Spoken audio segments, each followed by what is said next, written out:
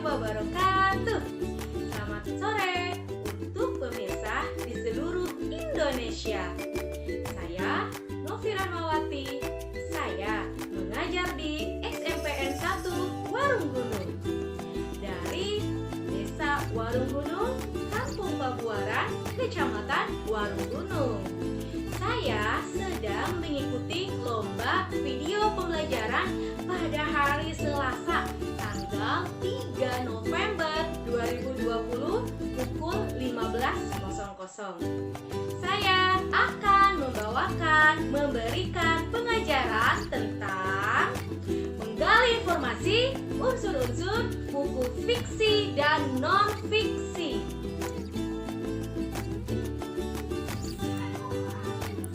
Tujuan pembelajaran kita kali ini, yang pertama, menentukan unsur-unsur buku fiksi. Yang kedua, menentukan unsur-unsur buku non-fiksi. Yang ketiga, menentukan persamaan dan perbedaan unsur buku. Dan yang keempat, menganalisis perbedaan unsur buku fiksi dengan buku non-fiksi.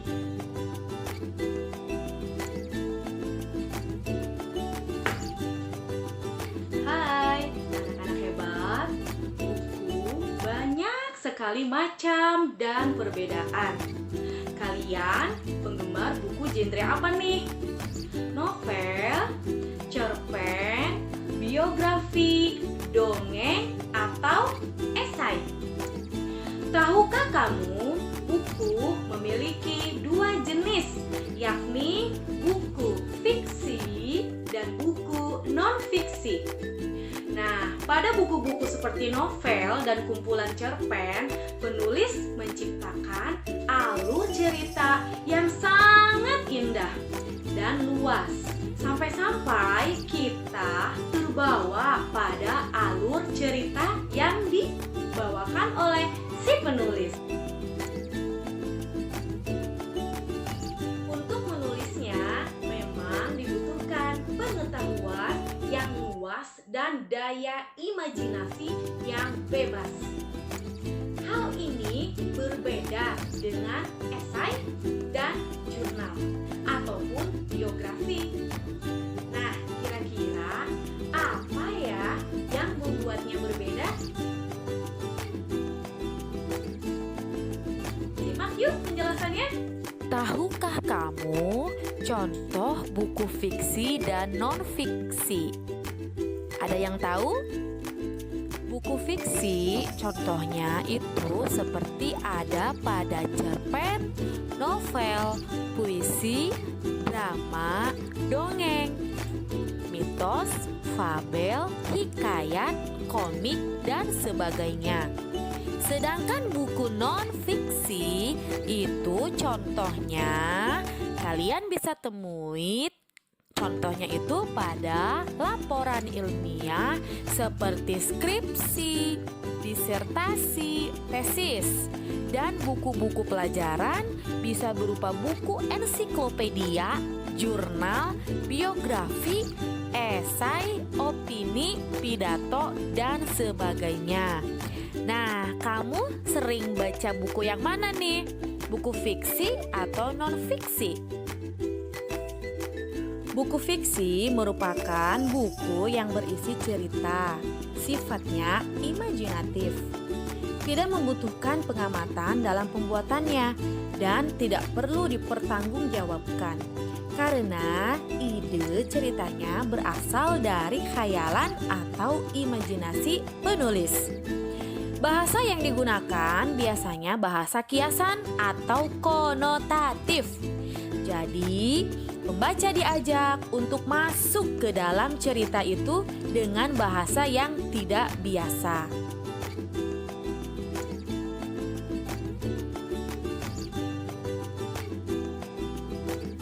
Sedangkan buku non-fiksi merupakan buku yang berisi kejadian sebenarnya dan bersifat informatif. Nah, dalam buku non-fiksi membutuhkan pengamatan dan data dalam pembuatannya, sehingga dapat dipertanggungjawabkan isinya. Bahasa yang digunakan bahasa denotatif atau bahasa sebenarnya. Nah, jadi pembaca dapat langsung memahami maksud dari isi buku tersebut.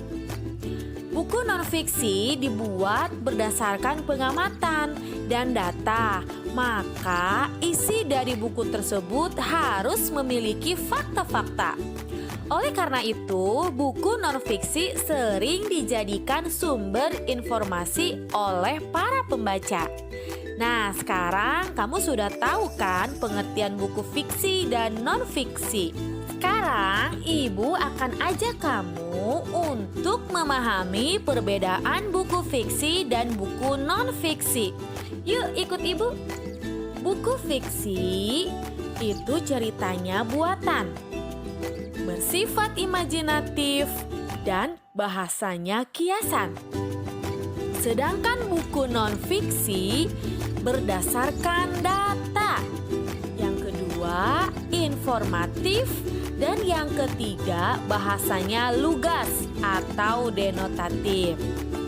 Sangat jelas kan perbedaannya? Meskipun cerita novel, cerpen, dan juga dongeng merupakan cerita fiksi, namun sang penulis seringkali mengadopsi peristiwa-peristiwa dan fakta-fakta tertentu. Hanya saja tokoh dan alur ceritanya dibuat lebih menarik agar pembaca bisa terbawa pada alur cerita yang dibuat oleh penulis. Nah, apabila kalian akan menyusun tanggapan berupa buku fiksi atau non-fiksi, ada beberapa langkah. Di antaranya, 1. Tentukan jenis buku terlebih dahulu. Jenis buku di sini bisa berupa buku fiksi atau non-fiksi. Yang kedua, keaslian ide. Maksudnya, buku itu apakah benar-benar merupakan karya asli dari pengarangnya atau merupakan jiplakan dari buku lain yang pernah terbit. Yang ketiga, bagaimana mengenai bentuk atau format dari buku itu? Apakah bentuknya kertas, ilustrasi cover, jenis huruf yang dipakai, dan sebagainya. Selanjutnya, itu ada isi dan bahasa. Nah, dilihat dari segi isi, presentator atau orang yang membuat resensi ya, perlu memerhatikan unsur-unsur intrinsiknya, yaitu tentang tema, alur, perwatakan, sudut pandang, dan sebagainya. Bahasa dalam buku itu dapat ditinjau dari segi struktur kalimat, gaya bahasa atau style, ungkapan, dan lain-lain. Apakah bahasa yang digunakan memakai bahasa sehari-hari yang segar, tidak menjemukan, mudah dimengerti oleh pembaca, dan sebagainya. Yang kelima, ada simpulan. Akhirnya, seorang penulis resensi harus dapat menyimpulkan apakah buku itu baik dan perlu dibaca atau tidak. Apa saja isinya? Yaitu 1. Menulis data buku yang dibaca, menulis ikhtisar isi buku, mendaftar butir-butir yang merupakan kelebihan dan kekurangan buku, menuliskan pendapat pribadi sebagai tanggapan atau isi buku, dan yang kelima, memadukan ikhtisar dan tanggapan pribadi ke dalam tulisan yang utuh. Oke, masih semangat ya? Kita lanjutkan yuk. Sebuah resensi harus memuat hal-hal sebagai berikut. Yang pertama, itu ada data buku atau identitas buku. Apa saja isinya? Yang pertama ada judul buku. Kemudian ada penulis atau pengarang, ada penerbit, cetakan dan tahun terbit sampai dengan tebal buku dan jumlah halaman. Yang kedua ada judul resensi. Judul resensi boleh sama dengan judul buku ya, tetapi tetap dalam konteks buku itu sendiri. Yang ketiga ada ikhtisar isi buku. Nah, dalam meresensi buku, seorang peresensi harus menulis buku yang hendak diresensi. Nah, sekarang apa itu ikhtisar? Ikhtisar adalah bentuk singkat dari suatu karangan atau rangkuman. Selanjutnya, menuliskan kelebihan dan kekurangan buku. Penulis resensi harus memberikan penilaian mengenai kelebihan dan kelemahan buku yang disertai dengan ulasan secara objektif. Yang kelima, penulis resensi harus membuat kesimpulan. Apa itu kesimpulan? Kesimpulan itu bisa diperoleh dari buku yang diresensi dan imbauan kepada pembaca. Jangan lupa cantumkan nama kamu selaku peresensi. Nah, sebetulnya materi untuk literasi fiksi dan non-fiksi ini erat kaitannya dengan materi teks tanggapan ya, yaitu membuat ulasan ataupun resensi buku. Alhamdulillahirobbil alamin. Pembelajaran dari Ibu cukupkan sampai di sini. Semoga apa yang sudah Ibu sampaikan bisa kalian pahami semuanya. Anak-anak dan adik-adik Ibu sekalian, tetap semangat belajar dan kembangkan terus kegiatan literasi sekolah.